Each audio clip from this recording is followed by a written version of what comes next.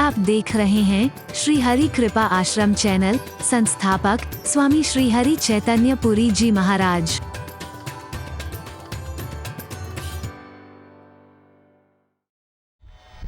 पवन पुत्र हनुमान जी ने इसी रामायण में उदाहरण मिलता है। एक दिन कहने लगे, श्री राम, हे मेरे प्रभु, मैं तो आपसे बहुत प्यार करता हूं, क्या आप मुझसे प्यार करते हैं? बोले हाँ प्रभु, आपको कितना प्रिय हूं बताओ ना, मुझे तो आप प्राणों से भी ज्यादा प्रिय है। बोलते मम प्रिय लक्ष्मण ते दूना, रामायण के शब्द है। तू मुझे लक्ष्मण से भी दुगना प्रिय है, जो रात दिन मेरी सेवा कर रहा है। थोड़ी देर बीती, फिर श्री राम से भरत जी पूछने लगे, प्रभु बताओ ना, मैं आपको कितना प्रिय? अभी बताया ना? नहीं प्रभु, एक बार आपके मुख से और सुनने को मिले, मैं आपको कितना प्रिय हूं? तुम मम प्रिय भरत ही सम भाई, तुम मुझे भरत के समान प्रिय हो। मैं ज्यादा उसमें नहीं जा रहा हूं, अब थोड़ा सा भी गणित का अगर आप ज्ञान रखते हो, थोड़ा सा भी, लक्ष्मण से दुगना प्रिय है तो, और भरत के समान प्रिय है। भरत लक्ष्मण से कितना ज्यादा प्रिय हुआ? बोलो ना, दुगना। रात दिन साथ रहता है, वो इतनी दूर रहता है क्योंकि यहां पर तन की दूरी और नजदीकियां नहीं है, पहले मन की दूरी और नजदीकी देखी जाती है। भरत के लिए तुलसीदास रामायण में लिखे बिना नहीं रह पाए कि भरत राम ही की परछाई बन गया है, जिसका अपना कोई अस्तित्व ही नहीं है।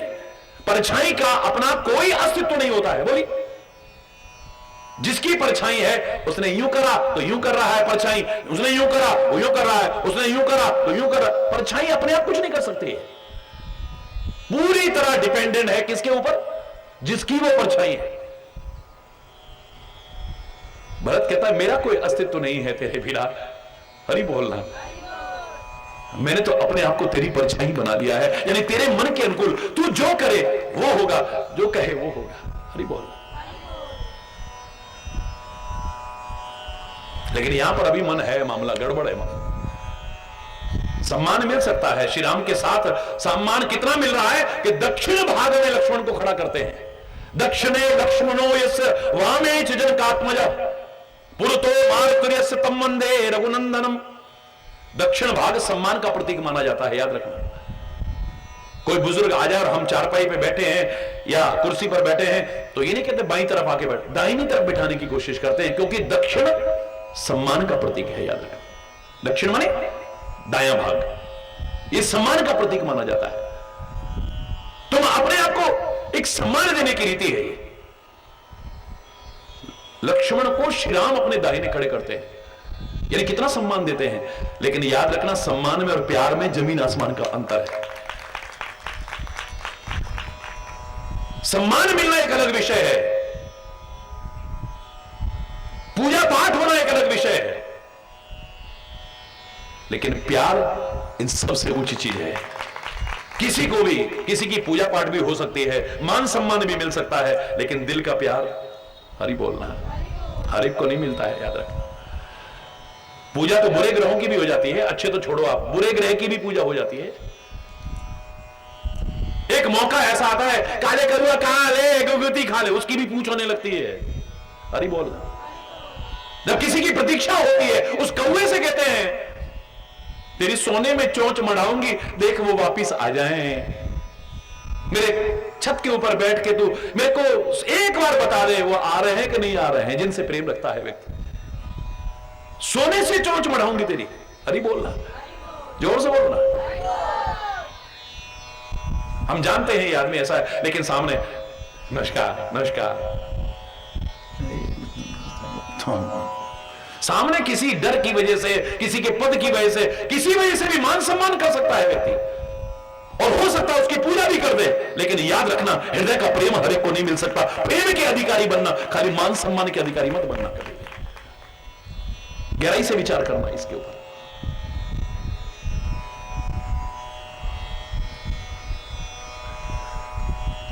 यहां पर मन अपना लगा हुआ है, जीना मन के अनुसार है, फिर व्यक्ति कैसे परमात्मा को दोषारोपण कर सकता है कि भगवान तेरी कृपा हम पर नहीं हुई, हमारा जीवन जो है ऐसा सुखी क्यों नहीं हुआ, हमारी मनोकामना पूर्ण क्यों नहीं हुई? मन तो तू अपना लगा रहा है, मनमाना जीवन, मनमाना आचरण कर रहा है। एक बार उसकी मर्जी से जी के तो देख, फिर देख तुझे क्या मिलता है।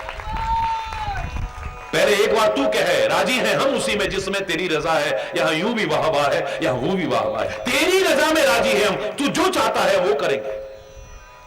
फिर वो कहेगा पुत्र वरदान मांगो, यानी तू जो चाहता है तेरे को वो मिलेगा। खुद ही को कर बुलंद इतना कि खुदा खुद आके ये पूछे बता तेरी रजा क्या है। अब ये नौबत आनी चाहिए। एक बार तू कहे, क्योंकि मैंने आपसे कहा था ना कि व्यक्ति करता वो है जो खुद चाहता है, लेकिन होता वो है, जोर से बोलो ना, जो वो चाहता है। जिस दिन वो जो चाहता है अगर तू करने लग गया तो तू जो चाहेगा वो होगा, याद रहे। और अभी एक पंक्ति मैंने इसमें और जोड़ी, बहुत पहले लिखी थी ये पंक्ति, एक पंक्ति इसमें और जोड़ी है। मेरे प्यारे बच्चों, परमात्मा से प्रार्थना करना कि ऐ परमात्मा, तू जो चाहता है अगर हम न कर सके तो इतनी कृपा करना, तू जो नहीं चाहता है कम से कम वो तो न करें हम। मनमाना आचरण ना हो हमारा। मन को तो पता नहीं क्या क्या अच्छा लगेगा, लेकिन तुम्हारे जीवन के लिए अच्छा है या नहीं तुम नहीं जानते हो। जीवन को बर्बाद कर बैठते हैं। लेकिन यहां मन अभी तक है, तो मंत्र ये लक्ष्मण मन भावा, सुंदरकांड के भी शब्द हैं। राम वचन सुनी अति दुख पावा। राम के वचन सुनकर के दुख किसी को हो जाए, ये कैसे हो सकता है? परमात्मा श्री राम अमृत के समान बोलते हैं। राम सदा सेवक रुचि राखी। एक राम ऐसा आदर्श व्यक्तित्व है जिसने हर एक का मन रखा है, अपना मन तो कहीं है ही नहीं। मां ने कहा कि 14 साल के बाद जो आ गया, हंसते हंसते एक सेकंड नहीं लगाया। राज तिलक की खबर हो रही है, पिता ने कहा कि तुम्हारा कल राज तिलक होना है, बिल्कुल तैयारियां चल रही हैं, फर्स्ट क्लास, कोई अभिमान नहीं है, सामान्यता। और राज तिलक होते होते वनवास हो गया, हंसते हंसते चल देता है राम, एक बार चेहरे पर शिकन नहीं है।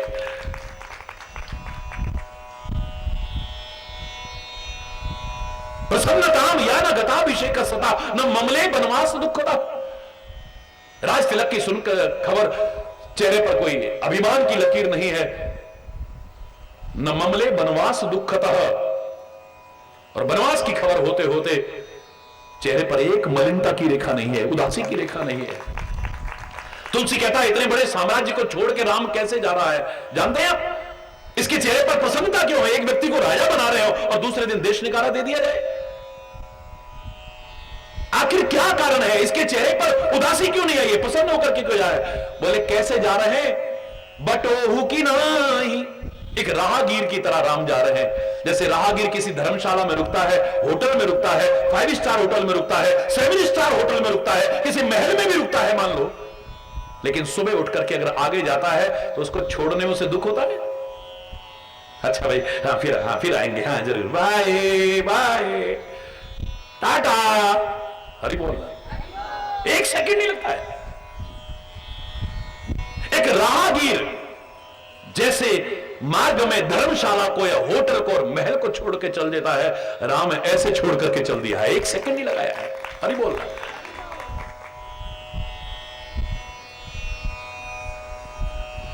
मंत्र न यह लक्ष्मण मन भावा, राम वचन सुनी अति दुख पावा।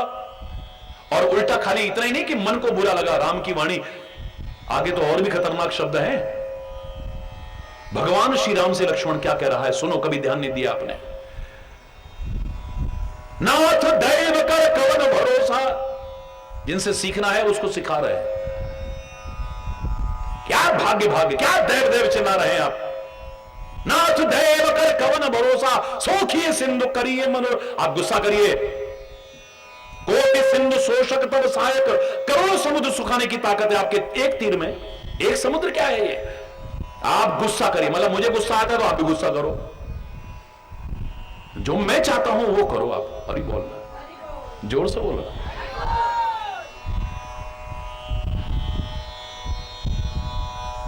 अरे बोल। नाथ दैव कर कवन भरोसा, सो सोखिए सिंधु करिए मगरोशा, कादर मन कहूं एक अधारा। ये जो डरपोक लोग होते हैं ना, उनके मन में होता दैव दैव आलसी पुकारा। आलसी लोग करते हैं ये तो, यानी राम को आलसी कह दिया, राम को डरपोक कह दिया, राम को शिक्षा देने की कोशिश कर रहा। कौन? लक्ष्मण। रोज पढ़ते हो, कभी ध्यान नहीं दिया आपने। लेकिन ये तभी तक होता है जब तक हम मनमाना जीवन, मनमाना आचरण करने की कोशिश करते हैं। उसकी इच्छा में अपने आप को विलीन जब तक नहीं कर पाते हैं, जब तक उसके अनुसार नहीं जीते।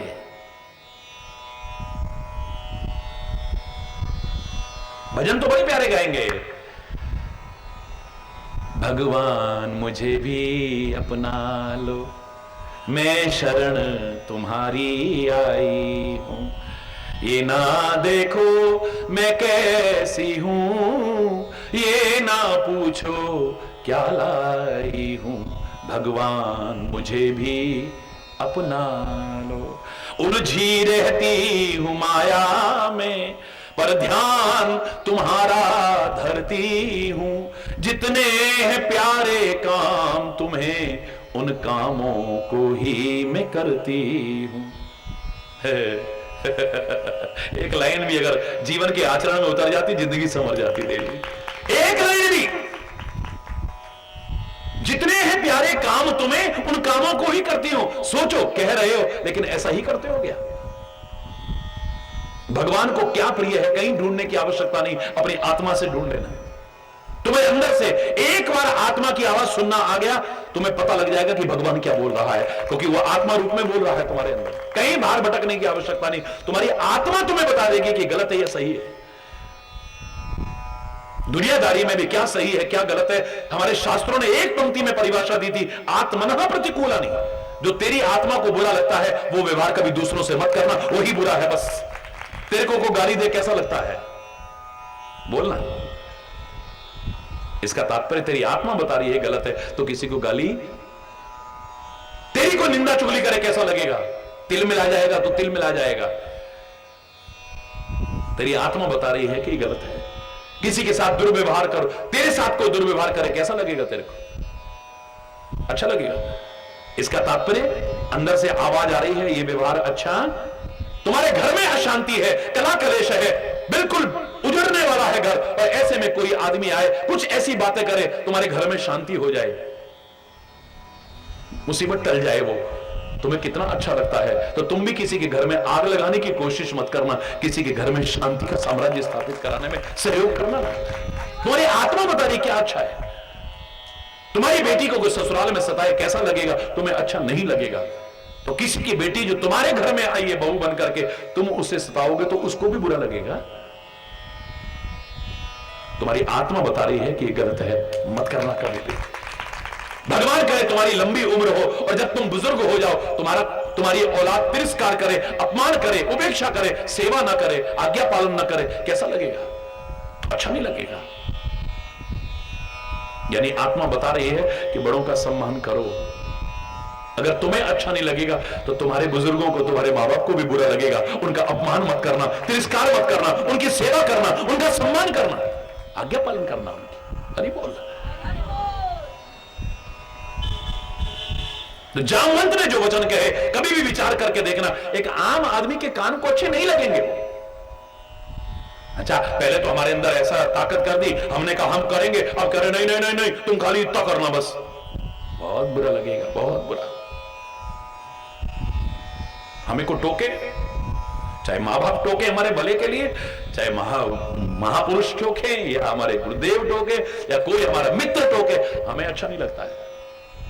भाई यही कुमति की पहचान है, या ना सुमति की पहचान नहीं है।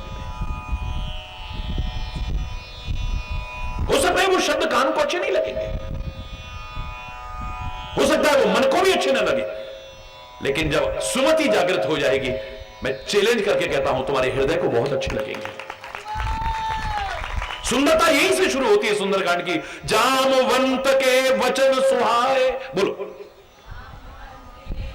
सुनी हनुमंत हृदय अति भाए।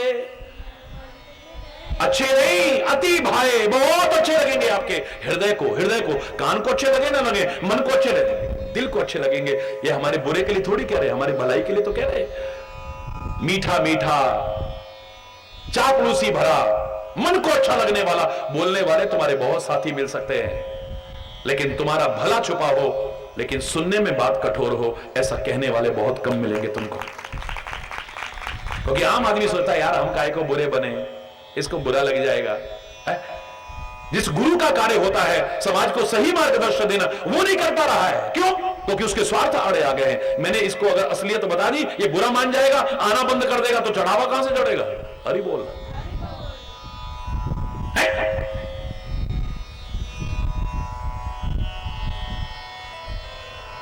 हरि बोलना। इसको बुरा लग जाएगा, इसको बुरा लग जाएगा, यही सोच करके वास्तविकता नहीं बता पाते हैं। याद रखना, जो तुम्हारी भलाई जिसमें छुपी है और सुनने में बात कठोर हो, ऐसे कहने वाले बहुत कम मिलते हैं, और खुशनसीब है जिन्हें ऐसे लोग मिलते हैं। उनका जीवन खुशियों से भरता है। एक दिन उस समय बुरा लगता है लेकिन बाद में याद आता है, आंवले का खाया और बुजुर्गों का कहा, बाद में पता चलेगा। अरे बोलना।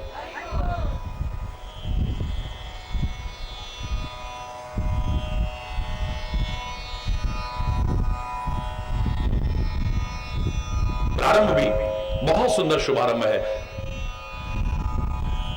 मंगलाचरण जो किया है उसमें भी बहुत शिक्षाएं हैं। हल्का सा इशारा करता हूं। पहली पंक्ति आप बोलते हो, आज मेरे साथ बोलिए आप। हमेशा आप पाठ करते हैं जगह जगह। शांतम, इतने लोग हैं, जोर से बोलिए ना। शांतम शाश्वत अप्रमेय अनघम निर्वाण शांति प्रदम ब्रह्मा शंभु फणिद्र सेव्य मनिषम वेदांत वेद्यम विभुम रामाख्यम जगदीश्वरम सुरगुरुम माया मनुष्यम हरिम वंदेहम करुणाकरम रघुवरम भूपाल चूड़ामणिम। शांतम शाश्वत अप्रमेय अनघम निर्वाण शांति प्रदम। ऐसे ही बोल जाते हो इस लाइन को, कितना बड़ा सबक दे रही है। जानते हैं एक आम व्यक्ति तो क्या, परमात्मा के लिए भी अगर ये कहा है कि वो शांत है, शांति प्रदान करने वाला बाद में कहा है। ध्यान देना शब्दों पर। शांतम, फिर बोलो, शाश्वत अप्रमेय अनघम निर्वाण शांति प्रदम। शांति प्रदम बाद में कहा है, अंत में जाके कहा है भगवान बहुत शांति प्रदान करते हैं, लेकिन उससे पहले क्या कहा? शांतम।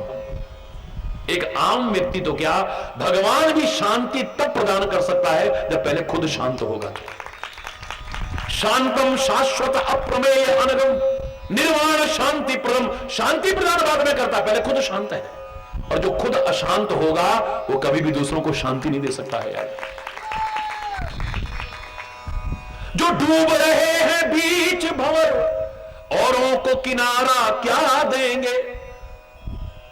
जो खुद ही सहारे जीते हैं, औरों को सहारा। एक व्यक्ति जो खुद डूब रहा है, दूसरा डूबने वाला उम्मीद करे अरे मुझे बचा ले, अरे वो तो खुद तलाश में कोई आए मुझे बचाए।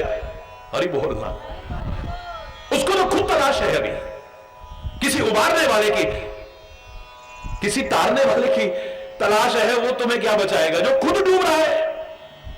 जो खुद किनारे लग चुके हैं उन्हीं से उम्मीद की जा सकती है कि हम डूबतों को किनारे पर ले आएगा। अरे बोल, अब भी ये दिले नादान समझ, दर दर की ठोकर क्या देगी। बहुत भटक लिया है, कभी वहां नाक रगड़ी, कभी वहां नाक रगड़ी, कभी वहां, यहां तक कि ढोंग और पाखंड की चौकटों पर भी नाक रगड़ता रहा है। इतना स्वार्थी हो गया है, यहां से शायद कुछ मिल जाए, यहां से शायद कुछ मिल जाए, यहां हमारे दुख दूर हो जाए, वहां हमें ये मिल जाए। किसने मुंडी हिलाई तो वहां जाकर के बैठ गए, जय माता दी, जय माता दी घर में करो तुम, जय माता दी उस मां के स्वरूप के सामने करो तुम। ढोंग और पाखंड को बढ़ावा देना यह भी कम अपराध नहीं है, याद रखना। सामने सामने एक व्यक्ति थोड़ा भी बुद्धि अगर रखता हो, एक आदमी कह रहा है गोलगप्पे खा लो कृपा हो जाएगी, चटनी खा लो कृपा, अल्लाह भाई कृपा इससे होगी क्या? अरे बोलना है? अगर हमारा जीवन अच्छा नहीं है, आचरण अच्छा नहीं है, चरित्र अच्छा नहीं है, क्या भगवान की कृपा होगी हमारे ऊपर? लेकिन वो सुनने के लिए आदमी हजारों रुपए खर्च करके जा रहा है। अरे बोलना बाबा तेरी कृपा होगी, हमारी भैंस दूध नहीं देती थी अब दूध देने लगी, तेरी जिंदगी बन गई क्या? अरे गुरु तो हमारी जिंदगी को बना देता है, जिंदगी को संवार देता है, भूत भविष्य और वर्तमान को संवार देता है। क्या गुरु को अपने मजाक समझाए? अरे अब भी ये दिले नादान समझ, दर दर की ठोकर क्या देगी, दर एक पकड़ जगदाता का, ये जगत दुखारे क्या देंगे, जो खुद ही सहारे जीते हैं औरों को सहारा, जो डूब रहे हैं बीच भंवर औरों को किनारा। शायद वहां से कुछ हो जाए, शायद वहां से कुछ हो जाए, शायद शायद शायद में जिंदगी निकल जाती है। एक पुराने लोग क्या करते थे, एक ही सादे सब सदे, सब सादे सब जाए। दृढ़ता से एक नाव में सवार हो, नाव मजबूत होनी चाहिए, नाव में छेद नहीं होना चाहिए, खिवैया अच्छा होना चाहिए, बड़ी अच्छी बात है, ये सारी चीजें हो, लेकिन ऐसी एक नाव में सवार हो जाओ बस। अब एक टांग उस नाव में, एक टांग उस नाव में, तो कब यूं नाव गई और तुम हरी बोलना पता भी नहीं चलेगा। कितनी एक छोटी सी लेकिन महत्वपूर्ण बात है। शांतम शाश्वत अप्रमेय अनगम निर्वाण शांति प्रदम। भगवान के लिए भी शांति प्रदम बाद में कहा है, पहले कहा है शांतम। भगवान खुद क्या है आप बताइए? भगवान को हम कहते हैं सारी दुनिया का पालन करता है, कहते हैं, ठीक है, सारी दुनिया की व्यवस्था, विश्वंभर है, सबका पेट भरता है, सबका इंतजाम करता है। तुमको अगर 100, 200, 500 आदमी का इंतजाम करने की जिम्मेदारी सौंप दी जाए, तुम शांत रह पाओगे? यार चीनी खत्म हो गई, यार नमक कम रह गया, यार उसकी सुना ठहर जा यार, उधर से वो आवाज लगा रहा, उधर से वो लगा रहा, 200, 400, 500 आदमी की व्यवस्था में आदमी की जान निकल जाती है। अरे बोल रहा, और अगर हजारों की हो, लाखों की हो, करोड़ों तो बहुत ऊंची बात हो गई। हरि बोलना सारी सृष्टि का पालन कर रहा है, कमाल है, कमाल है। लोग कहते हैं क्षीर सागर में, कहते हैं कोई दूध का भी कोई समुद्र होता है क्या? क्यों नहीं हो सकता है सब? परमात्मा, धर्म और शास्त्र ये शंका के नहीं श्रद्धा के विषय होते हैं, याद रखना। लेकिन हमारा विज्ञान सम्मत धर्म है, कोई ढकोसला नहीं। मैं बताता हूं तुम्हें क्षीर सागर क्यों नहीं हो सकता है। खाली यहां का चित्रकूट का दूध इकट्ठा किया जाए तो क्या एक टैंक नहीं भर सकता? बोलो ना। और पूरे रामनगर का अगर दूध इकट्ठा किया जाए तो एक बड़ा टैंक नहीं भर सकता? बोलो ना। पूरे नैनीताल जिले का अगर दूध इकट्ठा किया जाए, क्या छोटा मोटा तालाब नहीं भर सकता? क्या भर जाएगा? पूरे उत्तराखंड का दूध अगर इकट्ठा किया जाए तो एक बड़ा तालाब नहीं भर सकता? क्या पूरे यूपी, उत्तराखंड और सारे आसपास के प्रांतों का बेशक छोटी मोटी नदी तो बह जाएगी, और पूरे भारत का दूध इकट्ठा किया जाए तो दूध की नदी भी बह जाए तो कोई बहुत बड़ी बात नहीं है। क्या बात है इसमें? क्या गलत है? क्या नदी नहीं बह सकती है? और एक भारत तो क्या सारे विश्व का दूध इकट्ठा किया जाए। हरि बोलना। और खाली यही दूध नहीं जो गाय भैंस देती हैं या वो देती हैं, हर एक के लिए दूध बना है भाई। चूहे की मां भी उसको दूध पिला रही है, शेर की मां भी उसको दूध पिला रही है, शेर के बच्चे को भी है। गाय भैंस ये वो जितने जीव हैं 84 लाख योनियों में, सबके अंदर दूध का निर्माण हो रहा है। सारा का सारा दूध इकट्ठा किया जाए, क्योंकि वही तो इंतजाम कर रहा है ना सबके लिए। अगर एक समुद्र भी बन जाए तो कौन सी अतिशयोक्ति है? और ये सारी दुनिया नहीं, अभी कितने ब्रह्मांड हैं ऐसे, याद रखते हैं? वैज्ञानिक अब खोज रहे हैं, नहीं और भी सूर्य है, और भी चंद्र है। और हमारे यहां आज से नहीं, कब से कहा, कोटिक चंद्र दिवाकर करोड़ों करोड़ों सूर्य है ऐसे, करोड़ों करोड़ों चंद्रमा। अभी उनको पृथ्वी जैसे कई ग्रह उगे और मिल रहे हैं। एक सागर तो क्या, पता नहीं कितने सागर बह जाए, इतना दूध इकट्ठा हो सकता है। और क्षीर सागर में रहता है, क्योंकि जो आदमी व्यवस्था करेगा उसके बीच में मिलेगा। एक आदमी को जो है घी और तेल की व्यवस्था सौंपी गई है, अब वो स्टोर में बैठा हुआ तो चारों तरफ घी और तेल दिखेगा उसके। जन जन तक दूध पहुंचा रहा है, अगर वो दूध के बीच में रहता है तो कौन सी अतिशयोक्ति है? ये ढोंग और पाखंड कहां है? बोलिए। और आप आश्चर्य करेंगे, आप 100, 200, 500, 1000, 2000 आदमी के इंतजाम करने में झुंझला जाओगे। उधर से वो आवाज लगा रहा है, उधर से वो आवाज लगा रहा है, उधर से वो पुकार रहा है, उधर, और उसको तो सब पुकारते हैं। मैं भी पुकारता हूं, तुम भी पुकारते हो, सब पुकारते हैं रात दिन। लेकिन फिर भी उसके बाद हम उसकी वंदना करते हैं तो क्या कहते हैं? शांताकारं भुजगशयनं पद्मनाभं सुरेशं लक्ष्मीकांतं कमलनयनं योगिभिर्ध्यानगम्यं वंदे विष्णु भवभयहरं सर्वलोकैकनाथं। सारे लोगों का स्वामी है वो। इतनी व्यवस्था करने के बाद भी हम उसको क्या कहते हैं? शांताकारम।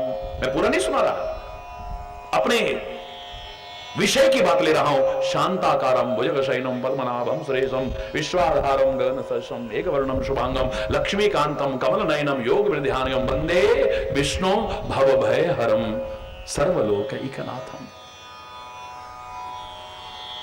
जो सारी दुनिया की पालना कर रहा है, उसके चरणों में प्रणाम करते हैं हम।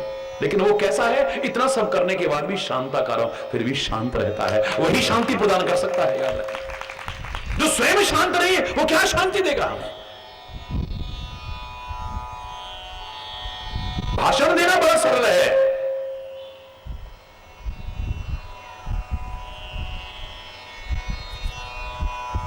हरि बोल। ब्रह्मा शंभु फणिद्र सेव्य मनिषम वेदांत वेद्यम विमुम रामाख्यम जगदीश्वरम सुरगुरुम माया मनुष्यम हरिम वंदे हम करुणाकरम रघुवर भूपाल चूड़ामणिम। नान्या स्पृहा रघुपते हृदय स्मदीये सत्यम वदामि च भवानी अखिलांतरात्मा भक्तिम प्रेक्ष रघुपुंगम निर्वरान में कामादि दोष रहितम कुर्वानसं च। भक्तिम प्रेक्ष, परमात्मा से प्रार्थना कर रहे हैं। मैं पूरे श्लोक की भी व्याख्या करूंगा, लेकिन अभी हम अपनी बात पर जो आ रहे वहां पहुंचते हैं, क्योंकि सीता रूपी भक्ति की खोज की ओर जा रहा है, शांति रूपी सीता की खोज की ओर जा रहा है मानव। हमारा जो प्रसंग चल रहा है, तो वो भक्ति और शांति के लिए प्रार्थना जब करता है, भक्तिम प्रेक्ष, शुरुआत यहीं से करेगा। ऐ परमात्मा हमें भक्ति प्रदान करो। भक्तिम प्रेक्ष रघुपुंगम निर्वराम में, लेकिन खुद जानता है कि इसके लिए क्या जरूरी है? परहेज। कामादि दोष रहितम कुर्वानसं च। मेरे अंतर को कामादि दोषों से पहले मुक्त कर दो, तब भक्ति करो। क्योंकि भक्ति तब तक हो ही नहीं सकती है। भक्ति का नाटक हो सकता है, पाखंड हो सकता है, दिखावा हो सकता है, लोग भक्त समझ सकते हैं, हमारा मन हमें समझ सकता है, लेकिन वास्तव में भक्त कहलाने लायक नहीं हो सकते। भगत बहुत तेरे, पर भक्ति करने वाला कोई कोई, उंगलियों पे गिनने लायक मिलते हैं। याद करो, मैंने कहा था ना, एक मुशायरे का उद्घाटन करने में गया, ये सच्ची घटना है, बहुत पहले। और उस मुशायरे का जब मैंने उद्घाटन किया तो एक कव्वाल भी वहां आया हुआ था। मेरे उद्घाटन करने के बाद मैंने भी कुछ शेर सुनाए। गीदड़ में सुनाता भी नहीं वैसे भी, हरि बोल, लेकिन आध्यात्मिक शेर मैंने भी सुनाए वहां पर। और जब उसका बोलने का नंबर आया, वाह, मुझे आज तक याद आता है। पूरा नहीं सुना रहा, एक पंक्ति। हे प्रभु जी आपके गुण गाने वाले और होते हैं, हे प्रभु जी आपके गुण गाने वाले और होते हैं, ते तुम्हारे नाम पे मिट जाने वाले और कितने गा रहे हैं रात दिन।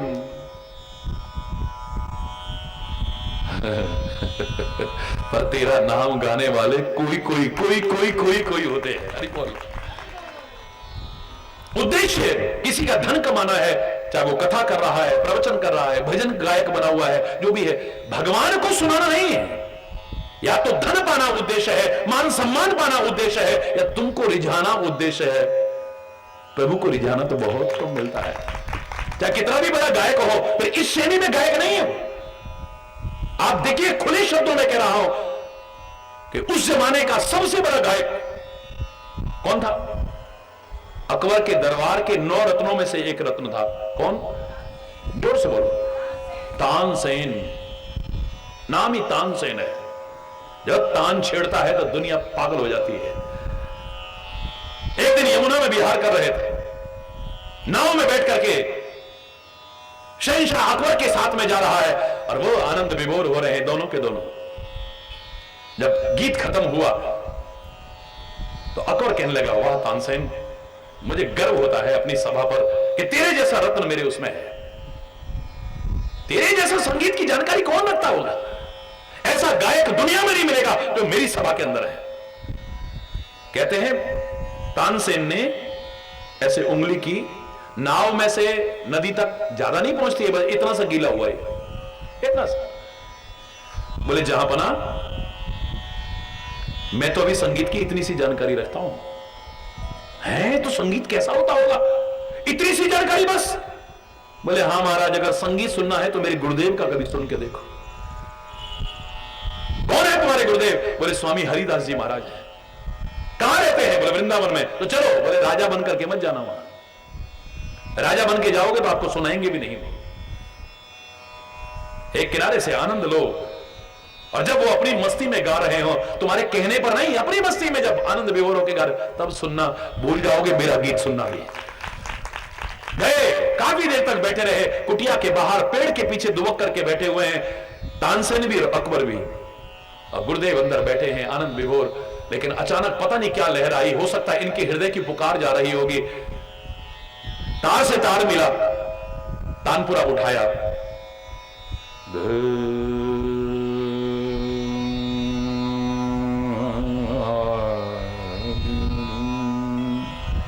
अभी शुरू किया था, रोंगटे खड़े हो गए अकबर के। जैसे जैसे संगीत आगे बढ़ने लगा, आंखों से आंसू छलकने लगे हैं। बिल्कुल ऐसे बेसुधी जैसी स्थिति हो गई। तानसेन ने मना भी किया था, लेकिन सारी मर्यादा छोड़ करके, सब बातों को भूल करके अकबर से नहीं रहा गया, आकर के चरणों में गिर पड़ा है। स्वामी हरिदास जी ने कहा, कौन हो तुम? आपका एक सेवक हो।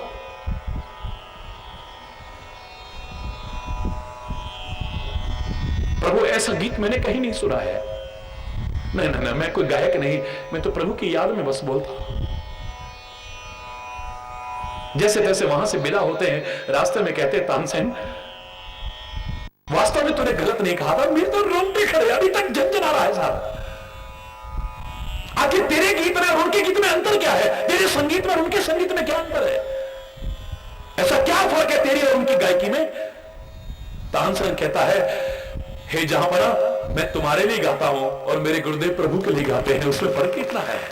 बड़े से बड़ा गायक भी मीरा के सामने बोना नजर आता है, सूर के सामने बोना नजर आता है, कबीर के सामने बोना नजर आता है, तुलसी के सामने बोना नजर आता है, शंकराचार्य के सामने, चैतन्य महाप्रभु के सामने बोना नजर आता है। ना हो उन्हें गीत की जानकारी, ना हो संगीत की जानकारी, ना हो तानों की जानकारी, लेकिन एक जो भाव हृदय से निकलता है, एक व्यक्ति जवान से गाता है, एक दिल से गाता है, फर्क अपने आप महसूस हो जाता है। हरि बोल। आज महाराज जी से क्यों कहे, I am not a professional singer, I am not a professional कथावाचक। बस इतना याद है कि जो तुलसी ने कहा था, गलत नहीं कहा था, स्वांतः सुखाय तुलसी रघुनाथ गाथा, भाषा निबंध अति मंजुल मातन होती। मैं दुनिया को सुनाने के लिए नहीं, अपना समय का सदुपयोग करने के लिए, अपनी वाणी को पवित्र करने के लिए, एक एक क्षण का को सार्थक करने के लिए बस मैं बोलता हूं। आप लोगों को भी आनंद आता है, एक अलग विषय है। स्वांतः सुखाय, मेरे साथ साथ तुम भी आनंद ले लेते हो, बस इतना ही है। मेरा कोई धंधा तो है नहीं है। हरि बोलना। जोर से बोलना। व्यक्ति जब तक स्वयं शांत नहीं होगा किसी को शांति प्रदान नहीं कर सकता है, याद रखें। भक्ति चाहते हो, शांति चाहते हो तो इतना याद रखना, तब तक चाहे मातृ पितृ भक्ति हो, चाहे गुरु भक्ति हो, चाहे राष्ट्र भक्ति हो, चाहे प्रभु भक्ति हो, कोई भी भक्ति क्यों ना हो, जब तक कामादि दोष रहितम कुरु मानसम च ये नहीं कहोगे तब तक भक्ति नहीं आ सकती है जीवन में। बहुत साल पहले याद करो, जब पूरे विश्व में किसी को पता भी नहीं था कि ओम जय जगदीश हरे हम बोलते तो है, किसने लिखा था याद है आपको? आज से 30 वर्ष पहले मैंने इसके बारे में घोषणा की थी। बड़े बड़े विद्वानों से पूछा, भाई आप रोज आरती करते हो, बड़े बड़े पुजारियों से पूछा, बड़े बड़े उनमें संस्थानों में जाकर पूछा, किसी ने नहीं बताया कि हमने ये आरती लिखी किसने। लोगों ने आगे जोड़ दिया उसमें, कहता शिवानंद स्वामी, कहता हरिहर। ये कौन शिवानंद, कौन हरिहर? मैं भी बोलता हूं और बोलता रहूंगा, लेकिन ये लिखने वाले नहीं है। लिखने वाला तो किसका और है कोई, उसने नाम का इशारा किया है इसमें। पंजाब में आप जाएंगे, अंबाला से आगे बढ़ेंगे तो आपको लुधियाना से इधर ही फिल्लौर जगह मिलेगी, तो फिल्लौर के थे पंडित जी श्रद्धानंद फिल्लौरी जी, उन्होंने ये रचना की थी। हरि बोल। और 1800 के उसमें किए, और महाभारत के बड़े कुशल और ओजस्वी वक्ता थे। अंग्रेजों का जमाना था, इतना क्रांतिकारी बोलते थे कि अंग्रेजों ने उनकी कथा पर रोक लगवा दी थी। इतिहास उठा के देखना, कभी बहुत कम लोगों को, या गिने चुने लोगों को भी पता नहीं है ये। उनकी कथाओं पर रोक लगा दी। ये तो हरि बोलना, बहुत ओजस्वी वक्ता थे, क्रांतिकारी वक्ता थे। उन्होंने ये रचना लिखी, और उनकी रचना खाली यहीं तक थी, विषय विकार मिटाओ पाप हरो देवा। स्वामी श्रद्धानंद फिल्लौरी जी ने अपने नाम का उल्लेख कर दिया और श्रद्धा भी कह दिया, दोनों अर्थ आ गए। श्रद्धा भक्ति बढ़ाओ, श्रद्धा संतन की सेवा, ओम जय। उस महान लेखक को श्रद्धांजलि और हृदय से नमन जो सारे विश्व में ये प्रचलित हुई, इस आरती के लिए व्यक्त करते हुए आप एक बार मेरे साथ ये अंतिम पंक्ति जरूर बोलोगे, ठीक है? कोई जवान ऐसी ना रहे जो ना बोले। उस महान लेखक के लिए, उस महान कवि के लिए, भगवान के भक्त के लिए हम बहुत ही प्यार और श्रद्धा से बोलेंगे। विषय विकार मिटाओ पाप हरो देवा, स्वामी पाप हरो देवा। श्रद्धा भक्ति बढ़ाओ, श्रद्धा प्रेम बढ़ाओ, संतन की सेवा, ओम जय। विषय विकार मिटाओ पाप हरो देवा, श्रद्धा भक्ति बढ़ाओ, संतन की सेवा। हम संतों की सेवा करना चाहें, गुरु की सेवा करना चाहें, माता पिता की सेवा करना चाहें, राष्ट्र की सेवा करना चाहें, समाज की सेवा करना चाहें, कोई भी सेवा करना चाहें, तब तक नहीं हो सकती है जब तक इस क्रम को पार नहीं करोगे। पहले विषय दूर हो। विषय का तात्पर्य मेरी आंखें रूप की तरफ आकर्षित हो जाती हैं, सेवा कहां कर पाऊंगा, गया सेवा से दूर। ध्यान तो वहां लग गया, सेवा में कहां लगेगा ध्यान? हरि बोलना। मेरे आंखों का विषय क्या है? रूप। मेरे कानों का विषय है शब्द। मेरी नासिका का विषय है गंध। सेवा कर रहा हूं अच्छी भली, कोई अच्छी सी गंध वाला निकला, ध्यान तो वहां चला गया। मेरी जीभ का विषय है स्वाद, रस, तरह तरह के स्वादों की तरफ आकर्षित। सेवा का कहां मौका है? मेरे शरीर का विषय है स्पर्श, सुख। इन पांचों विषयों के रहते सेवा के मार्ग पर चल जाऊं, मुझे नहीं लगता है। जीवन में अगर विषय है, विकार है, विकृतियां हैं, बुराइयां हैं, कमियां हैं, नजदीक नहीं फटक सकता हूं। इसलिए कहा पहले विषय विकार मिटाओ। पहले विषय और विकार, विकृतियां जो आ गई हैं मन में, उनको पहले दूर करो। पाप हरो देवा, देवता बुलाओ ना पहाड़ी में, भल करिया हो, हरि बोलना। लोग बड़े खुश होते हैं विदेशों में भी जब सुनते हैं ना, वो कह रहे हैं महाराज पहाड़ में कहां छो तुम्हारा घर, क्योंकि हम जब टीवी पे सुनते हैं ना, आप बहुत बार पहाड़ी में बोलते हो बीच में, हमें बड़ी खुशी होती है। महाराज जी तो सबके हैं, जब सबके हैं तो फिर पहाड़ के भी हो गए, हरि बोलना।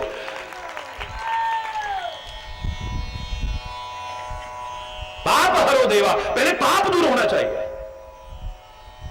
उसके बाद में श्रद्धा आएगी, फिर भक्ति आएगी। और श्रद्धा और भक्ति अगर नहीं होगी, आप सेवा ढंग से कर ही नहीं सकते हो। मन में अगर श्रद्धा नहीं है तो क्या सेवा करोगे?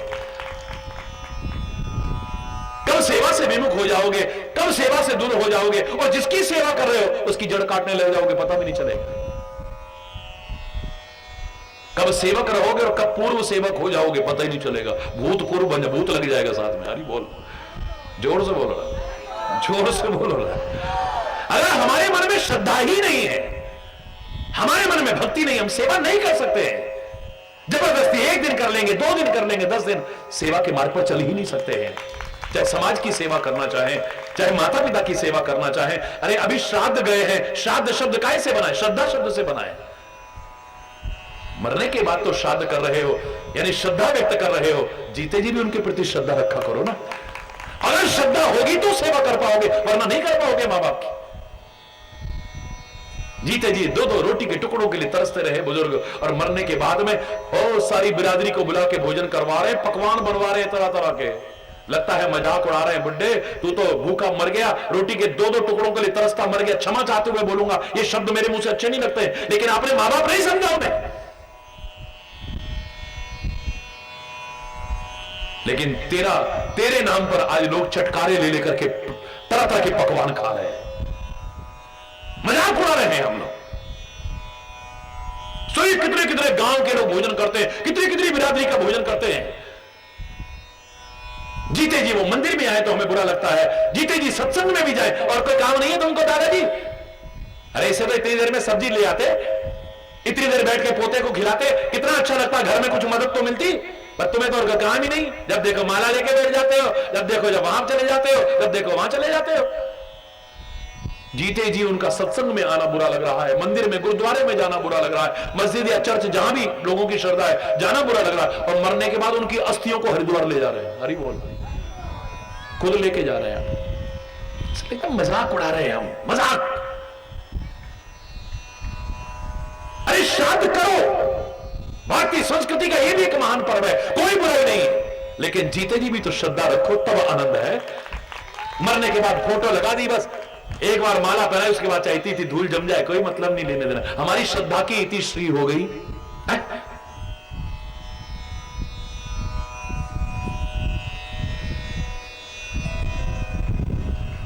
बड़ा अजीब सा तो लगता है, लेकिन मैं कहे बिना नहीं रह पाऊंगा इसका।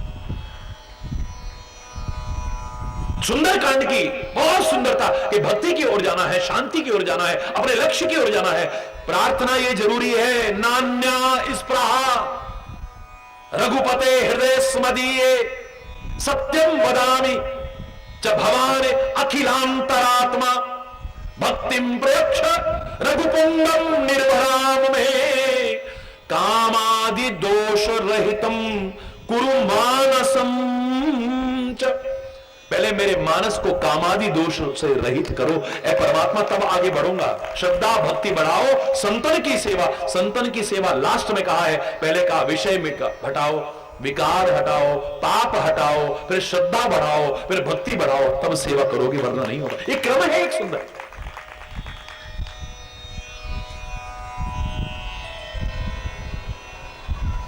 श्रवण कुमार के मन में श्रद्धा है, सारी जिंदगी भी लग जाए मां बाप के लिए समर्पित है, श्रद्धा है उनके मन में। आज हमसे कोई कहे अरे क्या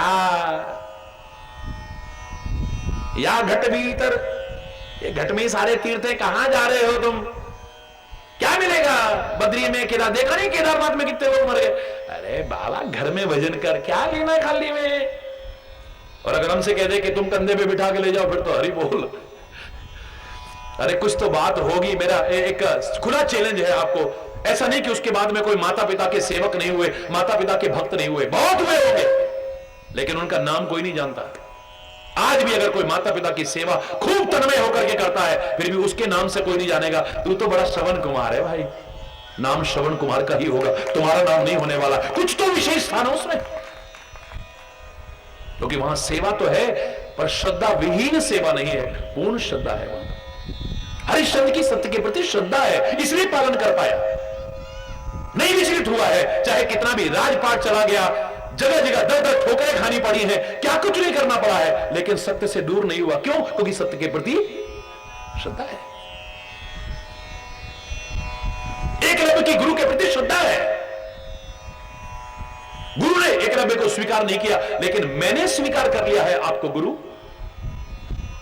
अभी कुत्ता भौंका नहीं, उससे पहले ही सारा मुंह बंद, भौंकने की आवाज ही नहीं आने दी। कौन है ऐसा धनुर्धर? श्रेष्ठ, अर्जुन से भी बड़ा। ये तो अर्जुन भी नहीं कर सकता है। जिधर से तीर आए वहां गए, देखा एक टूटी सी झोपड़ी है और एक भील कुमार दिखाई दिया। जैसे देखा, चरणों में आकर, कौन हो तुम? गुरुदेव, मैं एकलव्य। गुरुदेव, हाँ आप मेरे गुरु हैं। ये तीर तुमने चलाए? बोले हाँ। कहां से सीखा? बोले आपसे। मेरे से? हरि बोलना। क्या बोलता है तू? क्यों झूठ बोलता है? मैंने तो तेरे को कभी देखा भी नहीं है। हरि बोलना। गुरुदेव, आप मुझे देखो न देखो, लेकिन मेरी नजरें तो आपको ही देखती हैं बस हर समय। कब सीखा मुझसे? बोले अंदर आइए। अंदर दिखाया, मिट्टी की एक मूर्ति बना रखी है, गुरु द्रोणाचार्य की। देखो आप, ऐसे गुरुओं को कोई माफ नहीं करेगा कभी भी, याद रखना। और ऐसे शिष्यों को कभी भूलेगा नहीं कोई। गुरुदेव के मन में दुर्भावना आ गई, पाप आ गया है गुरु के मन में। गुरु कहता है अगर तुम मेरे शिष्य हो, क्योंकि उन्हें लगा कि मेरे सिखाए हुए से आगे बढ़ गए, तो तुम मेरे शिष्य हो? बोले हाँ। मुझसे सीखा है? बोले हाँ। तो गुरु दक्षिणा दो ना। आज्ञा गुरुदेव। वीरासन में बैठ करके कहता है आज्ञा गुरुदेव, आप आज्ञा करें, एक क्षण नहीं लगाऊंगा, गर्दन काट के चरणों में चढ़ा दूंगा। बोले गर्दन नहीं चाहिए, बस ये अंगूठा चाहिए। एक बार नहीं कहा, इसके बिना मैं तीर कैसे चलाऊंगा? इसके बिना तो चलेगा नहीं। एक बार नहीं कहा है। अपनी तीरंदाजी में महत्वपूर्ण भूमिका अदा करने वाला अंगूठा एक क्षण ने लिया, ली कटार और काट करके चरणों में चढ़ा दिया है। ऐसे शिष्य को कोई भूलेगा नहीं और ऐसे गुरु को कोई माफ नहीं करेगा, याद रखना। इतिहास कभी माफ नहीं करेगा उसको। पर यह कैसे हो पाया? क्योंकि मन में पूर्ण श्रद्धा है। कोड़े पड़ रहे हैं, काले पानी की सजा हो रही है, फांसी के फंदे पर लटकाया जा रहा, फिर भी हंसते हंसते लटक जा रहे हैं। बंधे! क्यों? क्योंकि वतन के प्रति पूर्ण, भारत माता के प्रति पूर्ण श्रद्धा है। विचलित नहीं हो पाए वो एक बार भी। इतने कष्टों के बाद विचलित नहीं हो पाए। लोगों की श्रद्धा होगी गंगा के प्रति, यमुना के प्रति, हिमालय के प्रति, सागर के प्रति। हमारी अस्थियों को अंत में वहां हमारी मुक्ति हो जाएगी, डाल देना, हमारी राख को वहां डाल देना। नहीं, वो कहता है मेरी श्रद्धा मेरी भारत मां के चरणों में है। चाह नहीं में फूल के रूप में अपनी अभिलाषा व्यक्त कर रहा है। चाह नहीं में सुरबाला के गहनों में गूंथा जाऊं, चाह नहीं देवों के सिर पर चढ़ूं, भाग्य पर इठलाऊं, मुझे तोड़ लेना बनमाली, उस पथ में देना फेंक, मातृभूमि पर शीश चढ़ाने, जिस पथ जाए वीर अनेक। ऐ बनमाली, मुझे तोड़ करके उस राह पर गिरा देना जहां पर इस भारत माता के लिए कुर्बान होने वाले वो वीर जा रहे हैं, वो वीर अमर शहीद जहां से निकल रहे हैं। हमें जरा सा कष्ट विचलित कर देता है, उनको क्यों नहीं कर पाया? क्यों? एक ही कारण है, क्योंकि भारत माता के प्रति पूर्ण श्रद्धा है, इसलिए सेवा कर पाए वतन की। समाज की सेवा की लोगों ने कितनी आलोचना की होगी, कितनी बुराइयां की, लेकिन वो करते रहे करते रहे। क्यों? क्योंकि उनकी श्रद्धा है इसके प्रति। श्रद्धा भक्ति बढ़ाओ तब संतों की सेवा। ये खाली संतों की सेवा से तात्पर्य नहीं, माता पिता की सेवा हो, गुरु की सेवा हो, संतों की सेवा हो, समाज की सेवा हो, राष्ट्र की सेवा हो। अगर मेरे मन में श्रद्धा नहीं है, मेरे मन में भक्ति नहीं है, मैं कभी नहीं कर सकता हूं। याद है, सीता रूपी भक्ति की ओर आगे बढ़ते हुए भी, सीता रूपी शांति की ओर आगे बढ़ते हुए भी, अपने लक्ष्य की ओर आगे बढ़ते हुए भी, पहली प्रार्थना इसलिए यही है, नान्या इस प्रहा, मेरी किसी से स्पर्धा नहीं है। वो यहां तक क्यों बढ़ गया, वो यहां तक क्यों बढ़ गया, वो मुझसे आगे निकल गया, वो मेरे से पीछे रह गया, नहीं। कोई स्पृहा नहीं है। भक्तिम प्रयच्छ, मेरा ध्यान तो अपने लक्ष्य की ओर हो। जितने धावक गोल्ड मेडल जीतते हैं वो ये नहीं देखते कौन कहां तक आ गया है, इतने में तो और आगे निकल जाएगा आदमी, स्पीड में कमी आ जाएगी। स्वस्थ स्पर्धा करने में कोई बुराई नहीं है। मेरा ध्यान तो अपने लक्ष्य की ओर आगे हो, इधर उधर दिखे ही ना।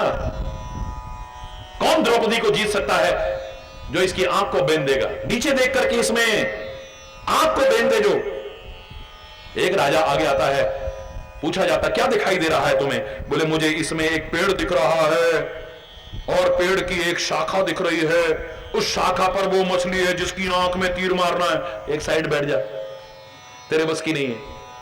दूसरा राजा आया, क्या दिखाई दे रहा है? बोले मुझे तो खाली वो शाखा दिखाई दे रही है जिस पर बैठी मछली की आंखें मैंने फोड़नी है। अरे बोलना, साइड हो जाओ उधर।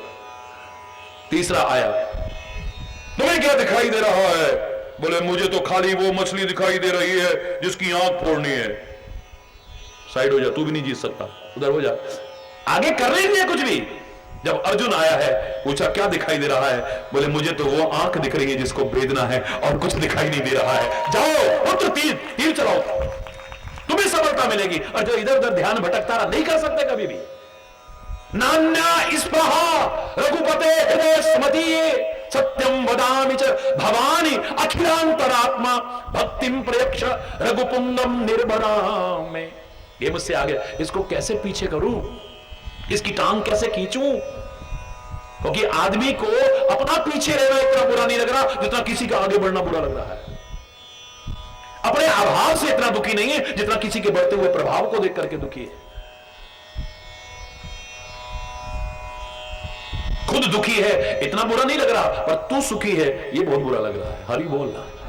एक मेंटेलिटी देखिए आप। अभी लाइट चली जाए,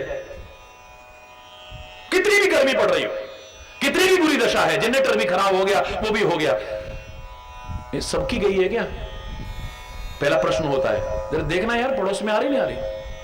हाँ उनकी तो है, उनकी आ रही और मेरी नहीं आ रही, बस फिर हवा खराब है। अरे पूरे मोहल्ले की गई है यार, पूरा ट्रांसफार्मर हो गया। अच्छा फिर ठीक है, कोई बात नहीं। अरे बोलना जरूर। ये मानसिकता है व्यक्ति की। नान्या स्पृहा रघुपते हृदय स्मदीये, सत्यम भवानी च अखिलांतरात्मा, भक्तिम प्रयक्ष रघुपुंगम निर्भराम में। है परमात्मा, मुझे भक्ति प्रदान करो, लेकिन भक्ति कब मिलेगी? कामादि दोष रहितम कुरु मानसम च, कामादि दोष रहितों से पहले मन को दूर करो। है? जब तूने आंगन नहीं बुहारा, कैसे आएंगे श्री राम, कैसे आएंगे श्री राम। मन का आंगन नहीं बुहारा, मन का आंगन नहीं, फिर कैसे आएंगे भगवान? कैसे आ ही नहीं सकते कभी भी। अरे गंदगी उसे पसंद है ही नहीं। साफ साफ शब्दों में डिम डिम घोष करते हैं मेरे परमात्मा, निर्मल मन जन सो मोहि पावा, मोहि कपट छल छिद्र न भावा। जब तक मन साफ नहीं होगा मुझे जीव प्राप्त कर ही नहीं सकता है। गुरु की शरण में आ सकते हो आप, आपका मन भी गंदा है तो भी, और वो अपने वचनों से मार्गदर्शन देकर के उसे पवित्र करके प्रभु के लायक बना देगा, विषय हो सकता है। इसलिए महत्ता उनकी बढ़ती है, लेकिन भगवान के आगे नहीं आ सकते। मन में गंदगी आया, पहले तो जाओगे नहीं वहां। तुम हो एक अगोचर, खुद जानते हो आप, सबके प्राणपति, किस विधि मिला हूं दया में तुमको मैं कुमति। जब तक मेरी कुमति है तुमसे मिल ही नहीं सकता मैं। जब तक मेरी बुरी मति है आप तक आ ही नहीं सकता। वहां चला जाऊंगा, वहां चला जाऊंगा, वहां, लेकिन आपके नजदीक नहीं भटकूंगा मैं। वो गंदगी रोकेगी मुझे, विकार रोकेंगे मुझे। मन का मंदिर साफ सुथरा जिस समय हो जाएगा, देर फिर कुछ ना लगेगी, तू प्रभु को पाएगा। मन का मंदिर, मन अगर है साफ सुथरा मन में गंगा जान ले। ये आज का लिखा हुआ नहीं मेरा, इस वेश में, इस रूप में पहली बार लोगों ने देखा, तो पहले दिन मेरा ये लिखा हुआ भजन। हरि बोल। हजारों रचनाओं में से ये गीत मेरा पहले दिन का लिखा हुआ है इस रूप में। हरि बोलना। मन अगर है साफ सुथरा मन में गंगा जान ले, मन अगर गंदा तो गंगा जाके भी क्या पाएगा। मन अगर गंदा तो गंगा जाके भी क्या पाएगा। मन का मंदिर मन के हारे हार है, मन के जीते जीत है। मन के जीते जीतना मन का कठिन है, पर जीत ले तर जाएगा। मन का मंदिर साफ सुथरा जिस समय हो जाएगा, देर फिर कुछ ना लगेगी तू प्रभु को। मन का मंदिर निंदा चुगली बेईमानी में लगाता दिल रहे, निंदा चुगली में लगाता दिल रहे, तो सोच ले मन पाप से आनंद कैसे।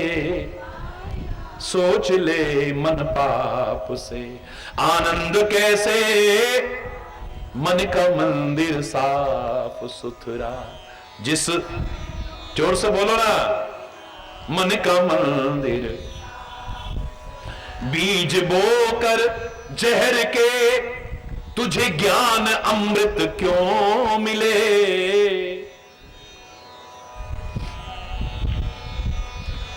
ज्ञान अमृत साफ कर मन की बुराई, फिर सदा सुख पाएगा। साफ कर मन की बुराई, फिर सदा सुख पाएगा। मन का मंदिर सोच ले मन ध्यान से, दूर कब तुझसे हरि। सोच ले दूर कब तुझसे हरि।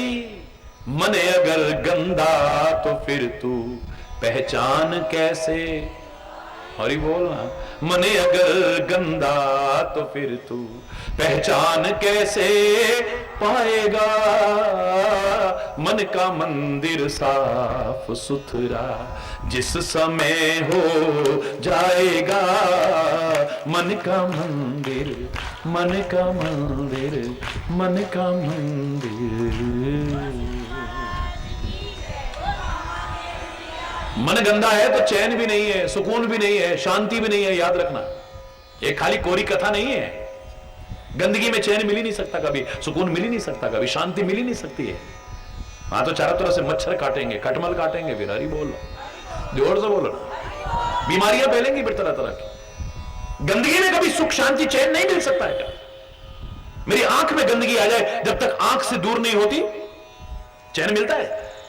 लापरवाही करोगे और चैन अनुभव करते रहोगे, लापरवाही करते रहे तो इकट्ठा होएगा और इन्फेक्शन हो जाएगा, फिर और बेचैन हो जाओगे। हरी बोल। आंख में आया मैल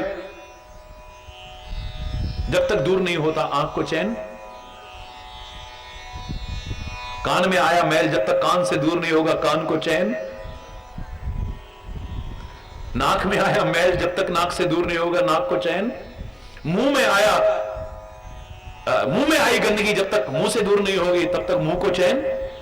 चाहे अंदर ले जाओ या बाहर फेंको, थूक या कप जो भी आ गया, मुंह से दूर जब तक नहीं होगा चैन। आंख में आई गंदगी जब तक दूर नहीं होगी आंख को चैन नहीं मिलेगा। कान में आई गंदगी जब तक दूर नहीं होगी कान को चैन नहीं मिलेगा। नाक में आई गंदगी जब तक दूर नहीं होगी नाक को चैन नहीं मिलेगा। मुंह में आई गंदगी जब तक दूर नहीं होगी मुंह को चैन नहीं मिलेगा। और मेरे शरीर की सारी गंदगी इकट्ठी होकर आ गई, जब तक शरीर से दूर नहीं होती चैन नहीं मिलता। याद रखना,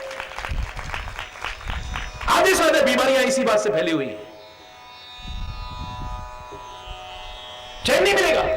और कुछ गंदगियां दिखती नहीं है लेकिन होती हैं। मेरे खून में गंदगी आ गई, अगर रक्त शोधक दवाइयां मैंने ना ली, याद रखना गंदगी दिखती तो नहीं है, लेकिन एक दिन वो फोड़े फुंसी के रूप में जब बाहर आएगी मुझे बेचैन कर देगी। याद रखना, मेरे किसी अंग में आई गंदगी जब तक उस अंग से दूर नहीं होती, मेरे अंग को चैन नहीं मिलता। शरीर में आई गंदगी जब तक दूर नहीं होती, शरीर को चैन नहीं मिलता।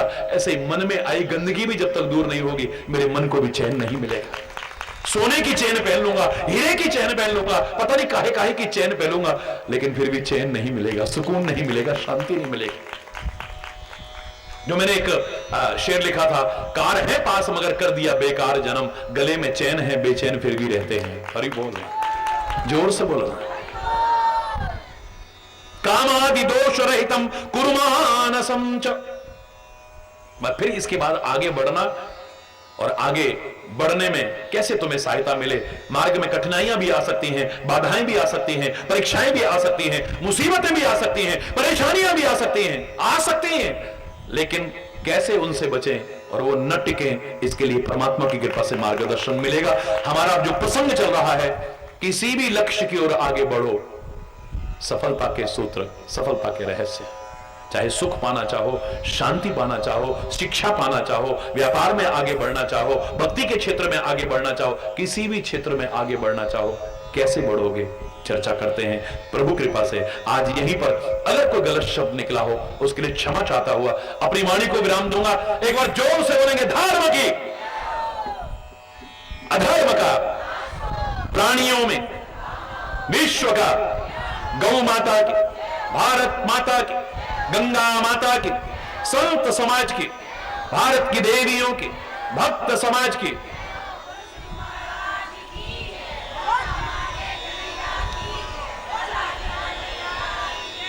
बोलो वृंदावन बिहारी,